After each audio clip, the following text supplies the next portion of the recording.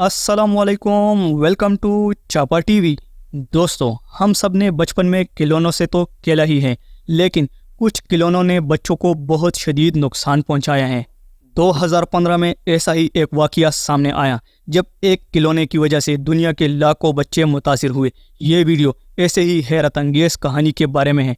दोस्तों, ये 1976 की बात है जब हांगकांग में वीटेक नामी एक कंपनी खोली गई। वीटेक बच्चों के लिए मुख्तलिफ किस्म खिलौने तैयार करती थी, जिसकी वजह से ये जल्दी हांगकांग और फिर दुनिया भर में काफ़ी मशहूर हो गई।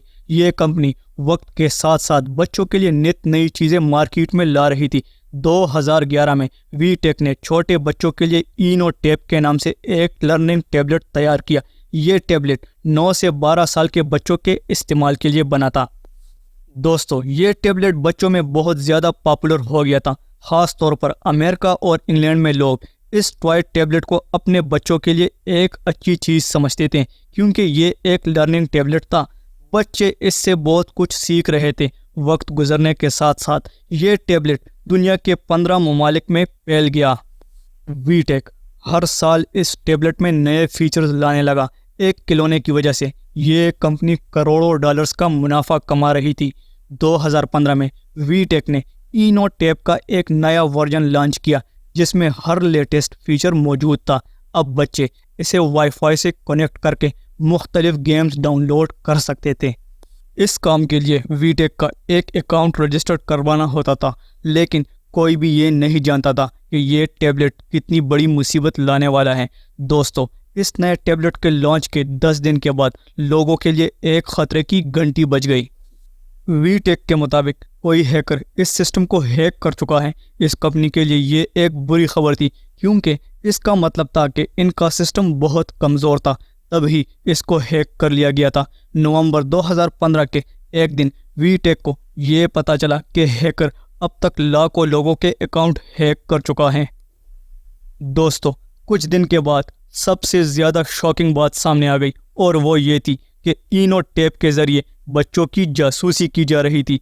हैकर इस टैब के ज़रिए बच्चों की बातें सुन रहा था और इस टैब के वेब कैम से बच्चों को देख भी रहा था। दोस्तों, आप सोचें कि ये कितनी ख़तरनाक बात थी।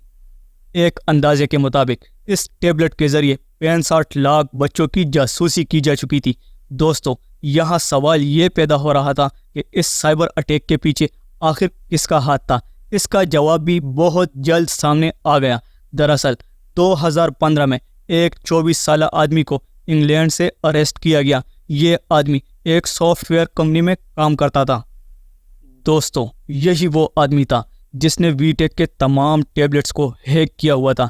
इस केस की इन्वेस्टिगेशन से जुड़ी जो बातें सामने आई, उन्होंने सबको हिला कर रख दिया।